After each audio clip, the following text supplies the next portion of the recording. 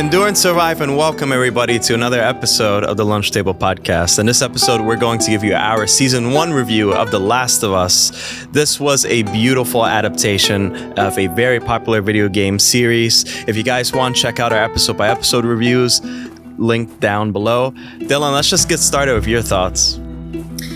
Yeah, I mean, seeing this with fresh eyes as from someone who's never played the game, I really enjoyed this series, to be honest. I think it's one of the best, not only adaptations, but I think just apocalypse series. I think it was really nice, and you know, certain episodes like didn't even have like the infected or just like apocalyptic elements. It just felt like you were watching like just a normal like TV serial drama, but it was just so heavy with, you know, story.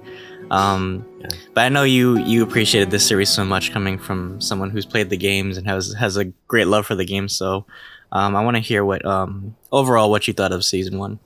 Yeah, I was skeptical at first. I remember looking at the casting and I had so many ideas of who should be cast for Joel and Ellie, because these were the two characters that we would spend the most time with and the most time exploring different themes and just humanity in general.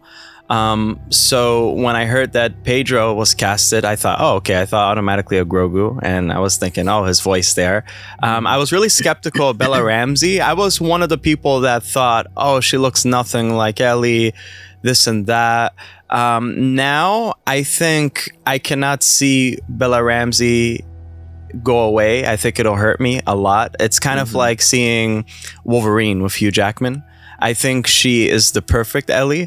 There are times in the episodes where it's just like, my goodness, she sounds so much like Ashley Johnson, and she adds something different also to this beautiful character. So the whole series, I think, just the recreating of key moments. If you notice, they recreated a lot of, I think, cinematic moments. So rather than cutscenes, there were some mentions of like the dialogue that you heard in maybe, I don't know, when you're walking around in the game. So that was kind of cool to see. They stuck really close to the general points of the first game. I do wish that they had kept some action sequences. I know another channel that's popular, Heavily Spoilers, talks about that as well. I agree. I think you can pull it off if the episodes were longer. I was shocked when I saw that most of the episodes weren't as long as the first episode. But going back, I think what had everybody hooked was the first episode. I think that's when you knew we were in for a ride. It's so crazy, right? To think that we reviewed this episode by episode and you look back, it's like, wow, time has passed. Right. So coming from a newbie, how do you think, you know, from a newbie aspect, how do you think this stands with the other zombie shows? Yeah, I think it had similar vibes to The Walking Dead, where it talks about like human nature a lot. I think it didn't focus too much on the zombies, which was actually, I think, was a good thing for this show as opposed to Walking Dead, where I think they should have did it. But here, it's more about those humanistic natures, right? And I agree. The first episode was definitely the hook for me. It really set up the stakes, and it really set up the world building. Because after the first episode, everything is very calm. I mean, there's tense moments, but I think the first episode really showed us like the pandemic from where it started, and it was like very high. It felt like this could actually like happen in real life, and I love that because they showed like step by step, like just from, you know, the beginning where like you see like things on the news, and then things like, and then you see like people are acting weird. I really love how they set that up, and it really just shows kind of like the world building aspects of the show, and I love that so much because I've never played the games. I've seen bits and pieces, but actually seeing it transpire on screen hit different for me, and I really enjoyed the show so much. And I actually loved the first episode too. It was very nostalgic too, just seeing like the elements from like 2003, like I always think of like when Al Gore was, you know, talking about like global warming, and they I think they even make mention of that. And that was kind of cool seeing like Joel like have like a flip phone. It's so weird now because like all you see is like iPhones now, but it was kind of like that historical continuity anyway. But as for an apocalypse show, I think this was a really strong take. And just seeing like the world, like I don't know if this was practical sets or CGI, but it looked really good on screen. Like just seeing the decay of the world, right? Even just seeing like the roads. I mean, we've kind of seen that in like other apocalyptic movies, but it just looks so natural, like on screen. Yeah, well, I think what's really interesting about the setting in The Last of Us is that it's nature taking over, right? It's difficult. It's a difficult thing because humanity, in order to survive, you kind of forego personality. You forego the things that make you really human. You forego art. You get into fascistic type of communities. And so it's a really depressing setting, but still nature takes over. And that's where we get into the infected. And the infected are really intertwined with nature. And so in a way, they're actually more free. And so this idea is very frightening and it's very like toxic. But I think it all comes down to the bigger picture of The Last of Us as well. So there are big ideas, but then there are really intricate ideas that are played out. And it's all about the cycle of violence between these two characters, Joel and Ellie. And I love in the game how you start a certain way and in the way it ends, it's like it does feel like this cycle and it's being passed on. Even if Joel isn't the genetic parent of Ellie, she still would take on this type of violent poetry later on. And that's why I think this really resonated with people, because we see the intertextuality. We see it through history. We see it through different stories. And I think it's a timeless tale that we'll always remember. And that's why I think for people who haven't played the game, I think that's why a lot of people, they love this series because of that. It touches you. And I really appreciate it. Man, Neil Druckmann, I want to kiss you. Well, let me ask you, why do you think this series works so well as a video game adaptation? I know we've touched on it in our video game adaptation episode. But do you think it was because of it's a strong franchise, or do you think because they stuck to its roots as opposed to like shows like Halo? Well, you know, it has a very unique type of story. It's a lot of video games. It's hard to pull the story, and you kind of let go of what made the video game iconic. Sometimes video games are really iconic because of the gameplay. And one could make a type of movie like, let's say, from Doom and try to make a faithful adaptation. Will it be resonating with people? I don't know. It'll be really cool to see. But I think just because it really was groundbreaking at the time for 2013.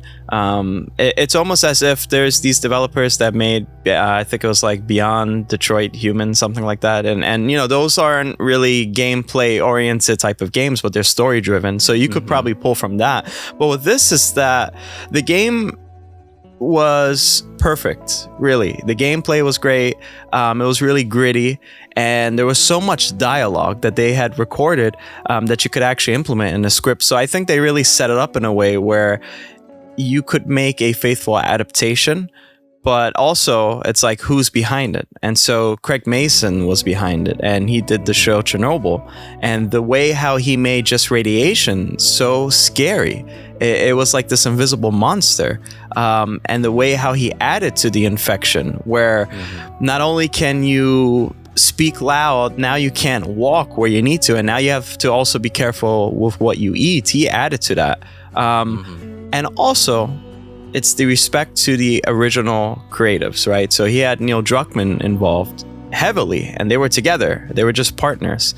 And the way how they went back and forth, I think it wasn't so much of a retelling. It was more of an addition to an already beautiful story. So I think it was a recipe for success. And I'm glad. I'm really glad that HBO Max was the service that we get to see this on.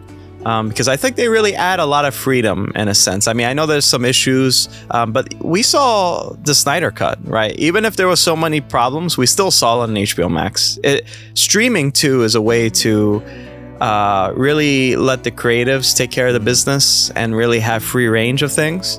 That could be a good thing, and it could be bad. Even so, we saw Mortal Kombat that was on HBO too, and look how that turned out. But I definitely agree. I think it was because of that collaboration between Neil Druckmann and Craig Mason. I think they really did a great job of not doing a retelling, which I've said, like, I've always felt like that's a cliche way of doing adaptations. They did their own kind of adaptation in a way. Like they took the core elements, I think, of The Last of Us, and they kind of expanded on it. And I think also was due to the actors' performances. I think Pedro and Ramsey were just very believable on screen.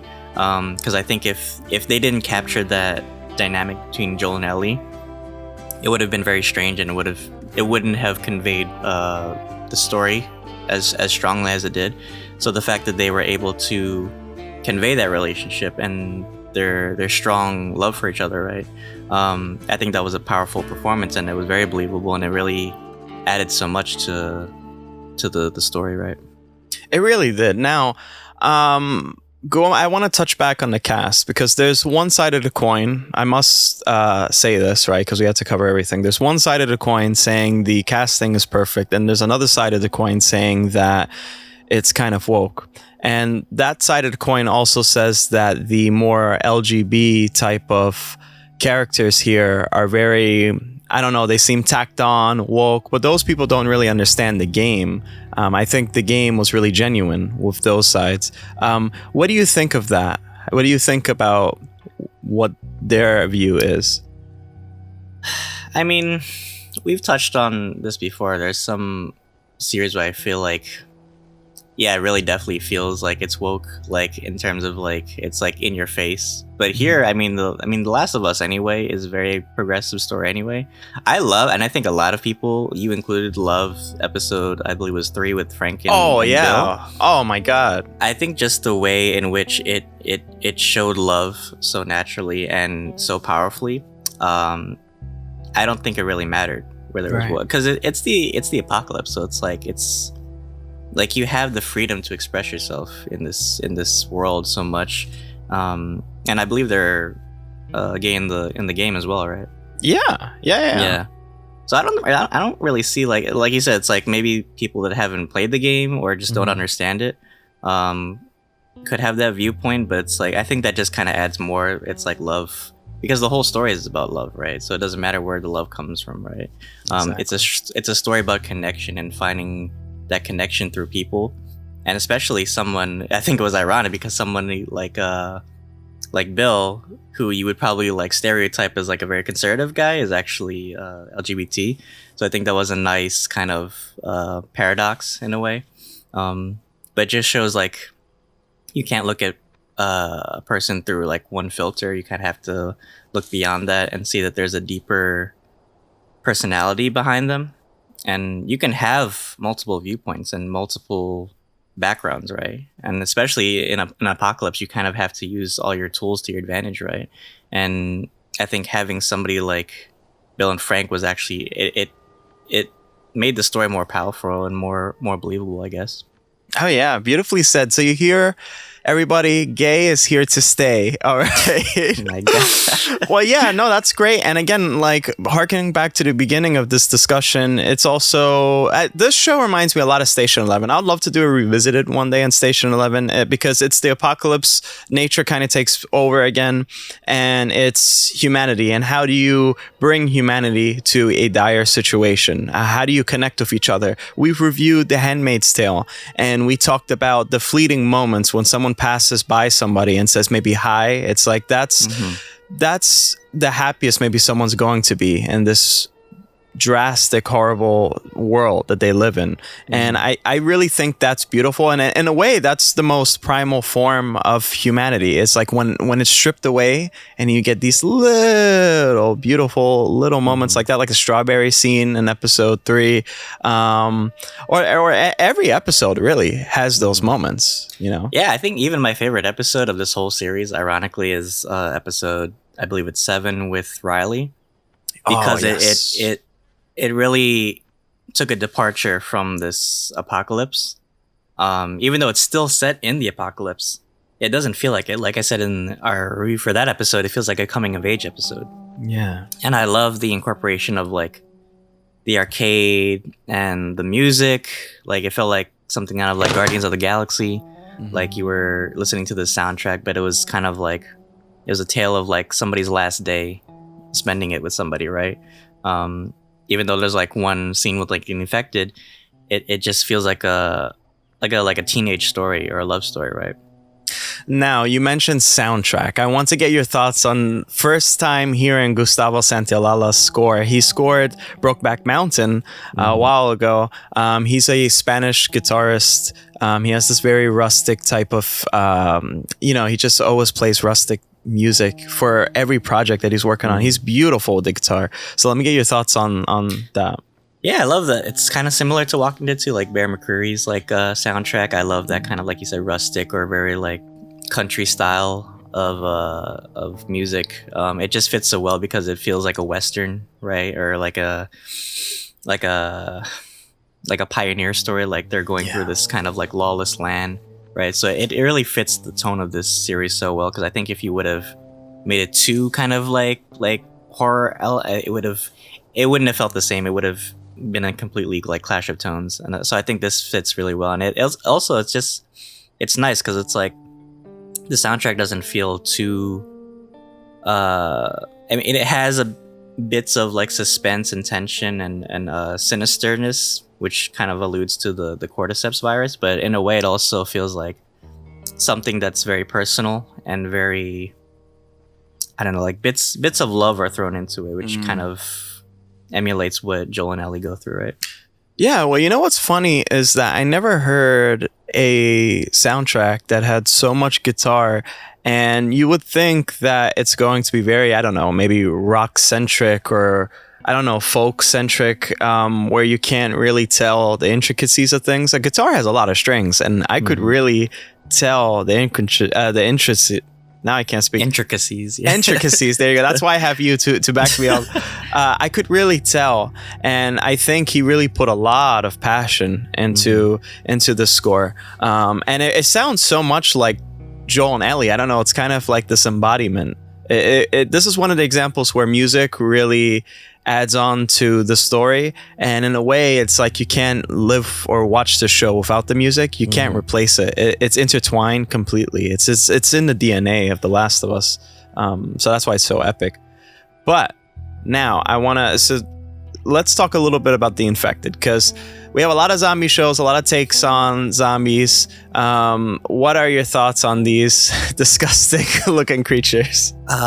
They looked awesome on screen. I think the design department did a really good job of adapting them to screen, and it's so different from what we've seen with generic zombie movies, where it's just like makeup and it's blood, and it's like, oh, okay, well, this is a zombie, right? But it's not really a zombie movie, it's an infected movie. So I loved it, seeing like the stages of the infected, right? And that also attributes to the actors too, when they were infected, like Sam, when they would, sit still and were silent, and that's when you knew that their kind of motor functions turned off. So I love that you can portray that on screen without having to be violent or aggressive right away. And yeah, seeing like kind of the fungal nasty yeah, the design of the virus I think was really well done, and it makes sense for this type of virus because it's a fungal like infection. So you can kind of see like festering, and even just like the little tendrils coming out the mouth. Feels like it's so alien, but it's so earthly at the same time. I can't describe it, but yeah, I think it was awesome. And even just the setup for the cordyceps, like the first episode, we saw the doctor just describing this virus. That alone kind of builds the fear, right? Yeah. Like it's a way of making you terrified without actually like seeing what it is on screen. Just the description that he gives of it, the breakdown of how it destroys your body. I think like those kind of like scenes are powerful, and that really builds tension for me. Oh my gosh, yeah. I feel like when I first seen that, I was like, what the hell am I watching? And then after that, and you see the crowd's reaction, it made me more scared. And I played the game so many times. I was like, ooh, they're probably going to redo something or redesign something to make it even worse. It was like Quint, like describing like the Indianapolis in Jaws, right? Just those little details just made it all the more terrifying. Oh, yes. My goodness. And you know what's the funny part is a lot of people complain about there wasn't that many infected in the show so far. I think they had the balls. Like they had big balls to do that, because it's like, yeah, we're gonna make you terrified and infected, but hey, guess what? Your neighbor next door is actually probably worse. Like the guy you're speaking to that you don't know is probably worse. It's like the whole thing is built on danger. And again, that harkens back to the humanity discussion that we talked about. It's like, how do you find humanity in that? It's really well done. Yeah, it's like you said, like it's a story about nature reclaiming control, right? So the infected, even though they're an extreme form of nature, right? It's kind of like you don't treat them as the bad guys. You treat them as a force of nature, right? It's just something there that you kind of have to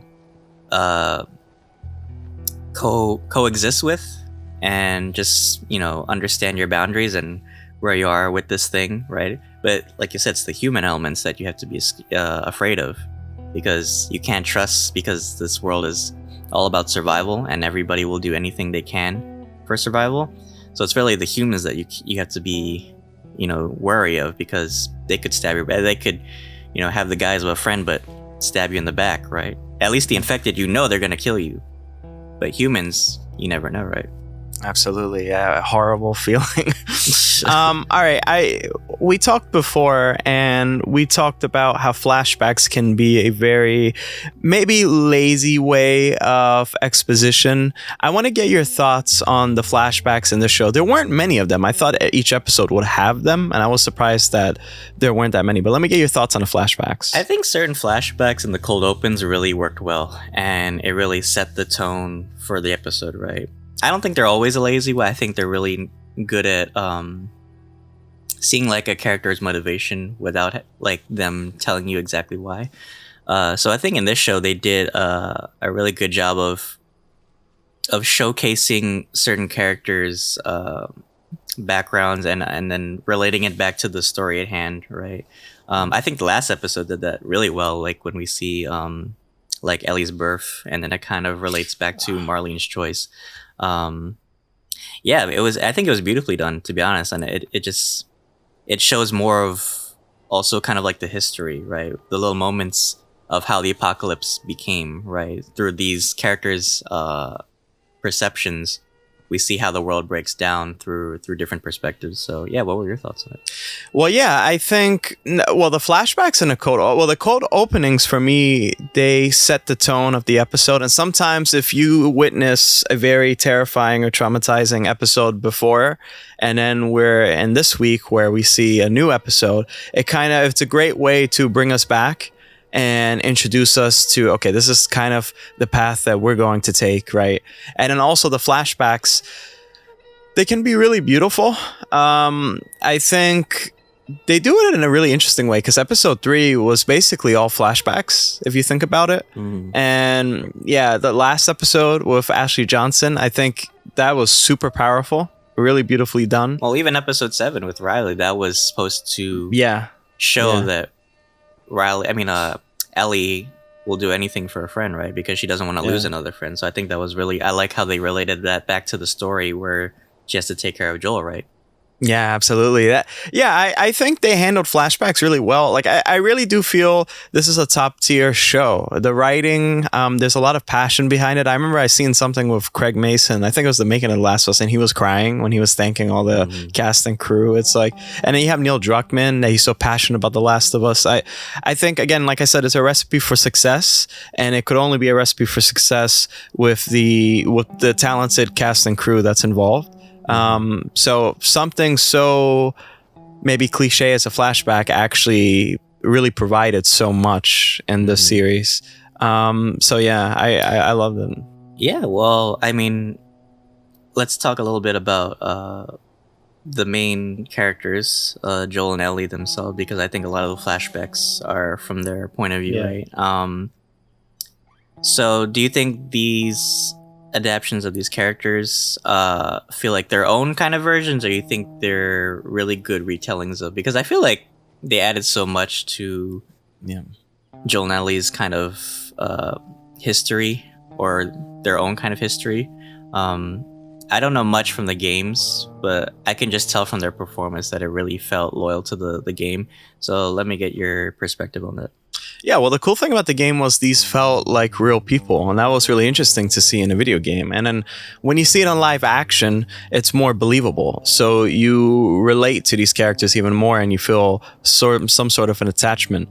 I think the way how they went about the retelling and the way how they went about adding, I think it was perfectly done. I think you had a level of respect, but you also had a level of humanizing these two people.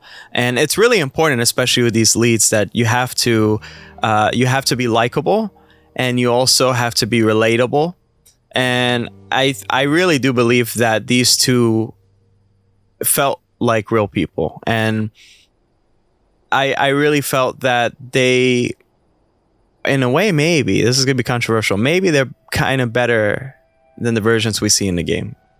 That's how I feel personally. Yeah. Hot take. Yeah.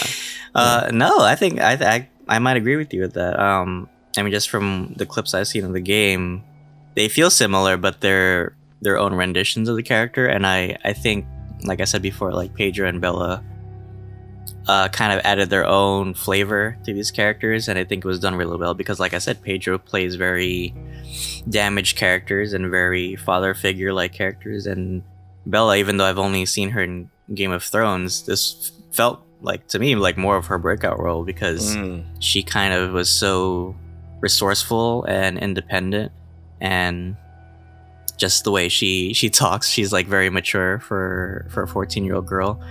And I think Pedro did a really good job of showing us Joel's vulnerability and his kind of stoic nature, but also his human side. Like, I love when he opened up about like his suicide attempt to Ellie, because that actually made me more sad in the episode when Henry shoots himself, because I felt like that moment, like Joel kind of saw himself in a way, right? Yeah. And that just made it more depressing. But I think their chemistry was very, like you said, human and relatable and genuine. I think if they hadn't had that down packed, like I said, it would have been a different story. But the fact that they can have these fun little moments in between the story of being like dark and depressing, like the fact that, you know, Ellie reads like stupid puns out of a book or something, or like Joel explaining like things from the past, right? Like airplanes or cars or something, right? It's just very sweet. It feels like we're watching like a father-daughter moment, right? Like playing ball in the park or something in this, amidst this apocalypse, right? Yeah, and you couldn't have done that. Like, you can't do that if you made a movie of The Last of Us. It's really the small moments, the dialogue that we get in between walking to the next set or something like that. It's kind of like the game. You get a lot of exposition just through walking and little Easter eggs. The characters are always responding to each other when you see a building or you walk past something. So I think that added so much flavor and also added so much depth to both the characters. And by the way, everybody else was great here. I mean, it's kind of sad because a lot of people in the game forget about Tess because she dies so soon. I feel like people are maybe forgetting about Tess now too. But Tess was wonderful. Even Anna Torv's portrayal of Tess, it added something. And a little twist where they were a couple, Joel and Tess. You know, that was really interesting too. And through the little, like when he was sleeping and then she kind of put his arm around him and stuff, it was like the little stuff that they do, I think, fills in a lot.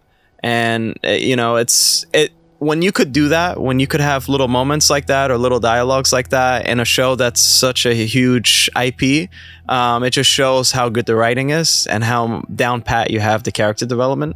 That's how you do it, really. That's why it feels lived in.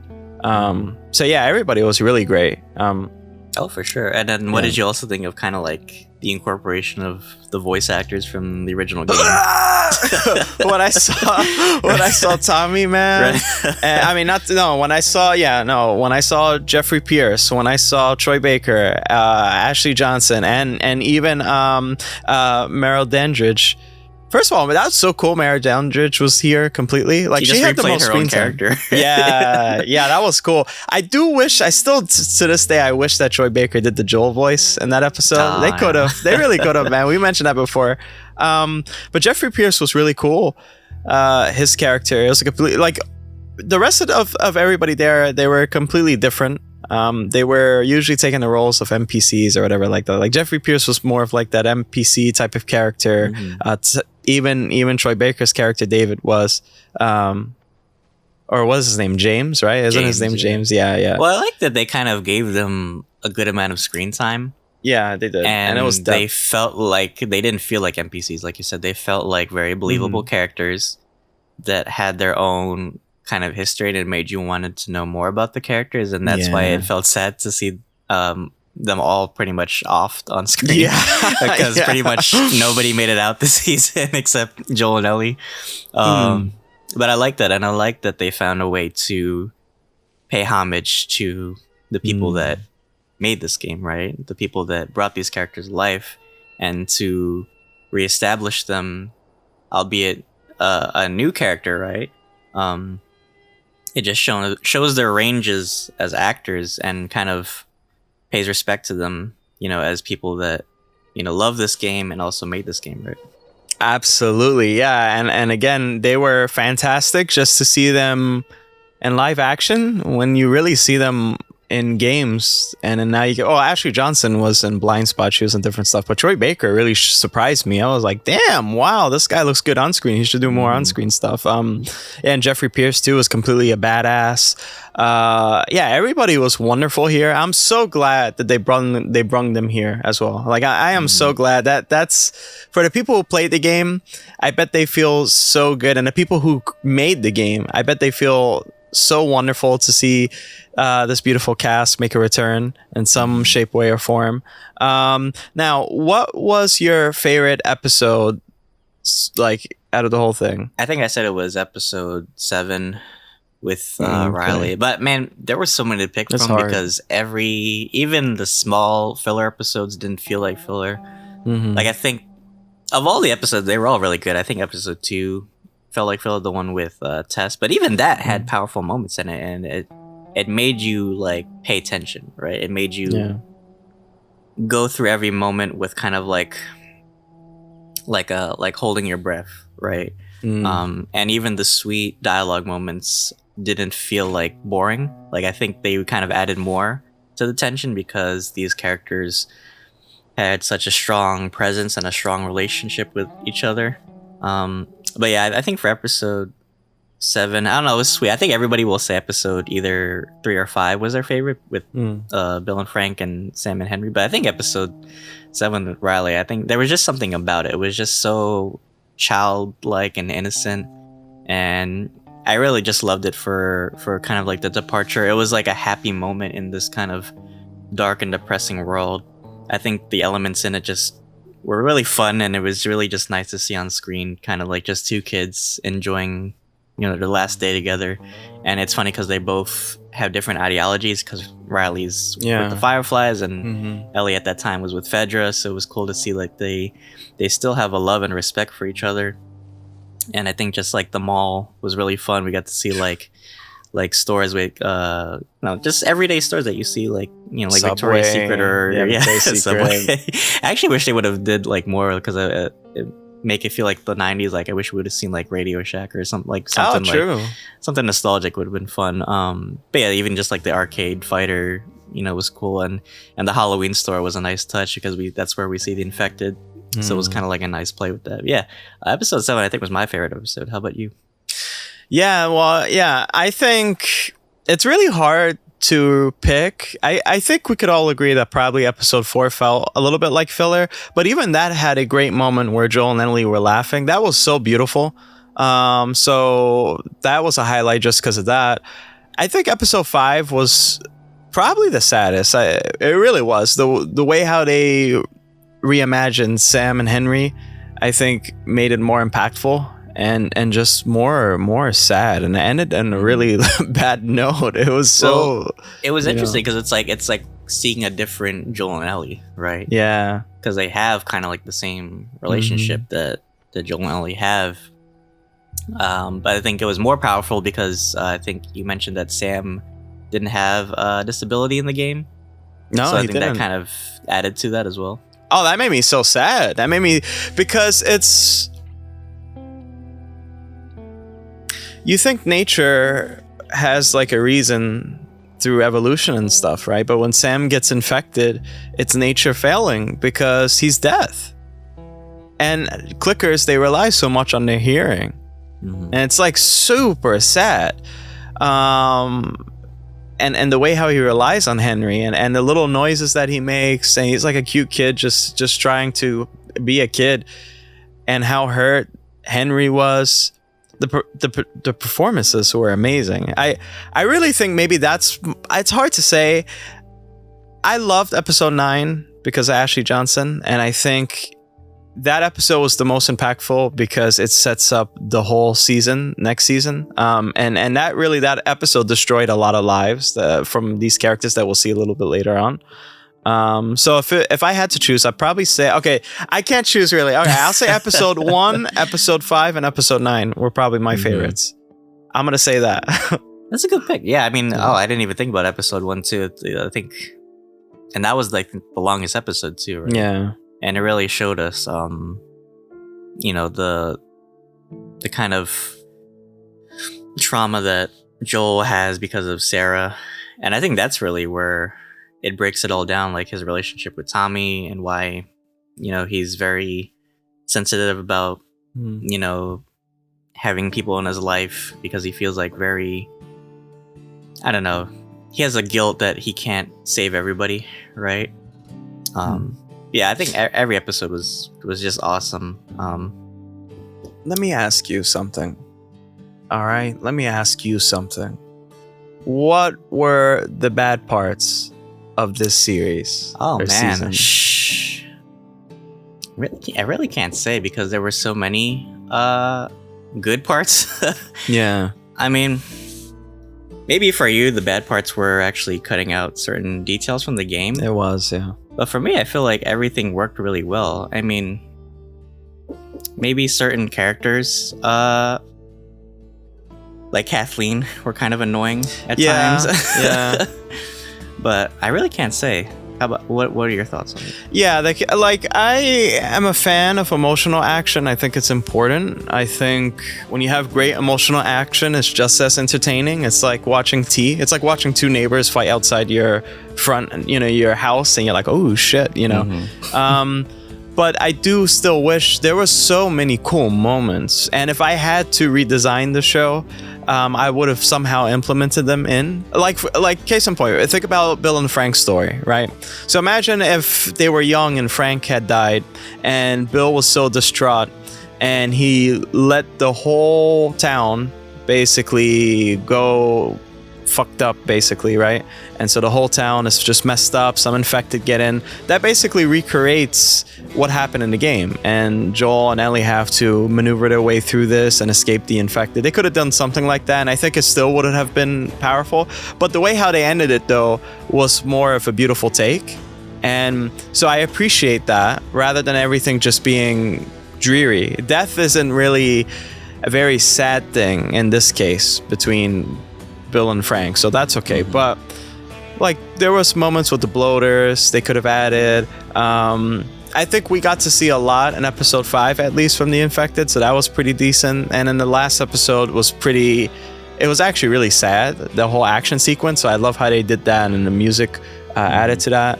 I also think Kathleen, the thing with some characters that they add, because each episode kind of feels like this anthology. You're introduced so many times to new people, and sometimes a lot of these characters foreshadow what's to come. So I think Kathleen definitely was like that, and that's the great thing about each episode. It foreshadows the ending in some way, right? Like we said in the episode 9 review, a lot of things that had happened lives rent-free in Joel's head, and it contributes to his choice at the end. And I think that also will contribute to another character that we'll see in season 2. So while Kathleen maybe was annoying, I liked the actress because it was very unique to see somebody like that in charge.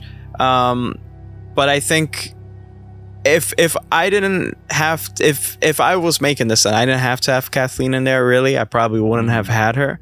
Well, maybe it kind of adds to her character too, because she felt so evil in a way. Yeah. Like her vengeance kind of blinded her from true justice. Maybe that kind of added to her character. I don't know if she's in the game, but she felt like a very villainistic character, and I love how they did villains in this series too, because they all kind of have very almost close to justifiable reasons for their actions. Like even David, like all he wanted to do was protect his people, but he had to resort to cannibalism to do that.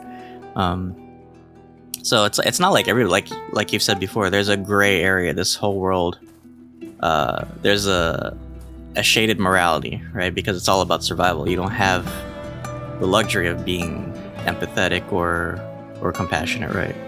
All right, absolutely, yeah. And again, these characters are real people, and I think I'm fine with Kathleen. I would have done without it, maybe, but again, I think she was a great character. I think she was a great addition. I don't know. I just wish there were more action sequences in total as well. But yeah. So, what are your final thoughts for The Last of Us Season 1? Man, it makes me want to actually play the game, actually, and really better. Akram's gonna crucify me if I don't. But yeah, no, just not because it makes me nostalgic or because I got hyped for the game. It makes me actually want to see the origins and kind of like what's different, what's similar, in terms of story and performance. But anyway, I think this series was awesome, and it was a great adaptation, one of the strongest adaptations I've seen for a video game. I think everything just worked really nicely, like I said, actors, music, design, production, everything just came together really nicely, and it didn't feel slow or too fast. I think the pacing was really nice. We'll probably get into predictions for Season 2 in our next episode, but yeah, I think next season is going to be really ramped up, and probably that's where, like you said, Akram, the action will probably escalate, because now we've kind of set up these kind of dialogue heavy episodes, and I like that like Season 1 didn't feel too like chaotic with the action. I think that's why Episode 1 was very high stakes and very tense, because it kind of had to lead up to these episodes, whereas like some of them were just very like dialogue heavy, like I said, but it still doesn't take away from the story. And then I think Neil Druckmann killed it, and Craig Mason, I think they did phenomenal, and I can't wait to see what they do for part 2. Ditto. Yeah, those will be my final words as well. Yeah, and if you guys want to play the game on PC, it just released, and definitely check it out on PlayStation. They have Part 1, so basically a remake. And also check out The Last of Us Part 2, one of my favorite games. And again, we will be doing a spoiler-filled what to expect in Season 2 discussion that's coming up after this, so please make sure you check that out. But everybody, that is our Season 1 review after show of The Last of Us, now streaming on HBO Max, of course. If you guys like this episode, please to check out our episode-by-episode reviews for a more in-depth look. But Dylan, as always, take us away. Yeah, thank you guys for tuning in so much. We still have a few series that we're covering. We're still covering Hello Tomorrow. We're also going to be covering Succession pretty soon. Yes, I love Succession. One of our favorite HBO IPs too. But yeah, tune in and make sure you're listening to us on Anchor, Apple Podcasts, as well as YouTube. And yeah, thank you guys. Until then, endure and survive. Endure and survive. See you guys.